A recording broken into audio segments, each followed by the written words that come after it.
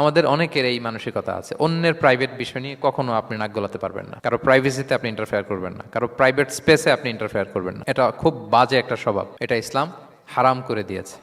আমাদের অনেকের মধ্যে আছে খুঁটে খুঁটে, ভাই এটা কি ওইটা কি করছেন, সরকারি চাকরি না প্রাইভেট চাকরি, বেতন কত, বয়স কত, ওইটা কত ওইটা কত, হাবি যাবি, এটা তার ইটস নট হিজ বিজনেস। তারপর মানুষ খুঁচিয়ে খুঁচিয়ে নিঃসন্তান দম্পতি আমি দেখেছি, তাদেরকে পেলে অনেকে, ভাই কি সমস্যা, কয় বছর হইল, বাচ্চা নিচ্ছেন না কেন, কবে হবে, কার সমস্যা, আপনার সমস্যা না ভাবির সমস্যা, বেটা তোর কি সমস্যা ওইটা বল। একজন নিঃসন্তান দম্পতি তারা কি স্ট্রাগলের মধ্য দিয়ে যায় আপনি জানেন?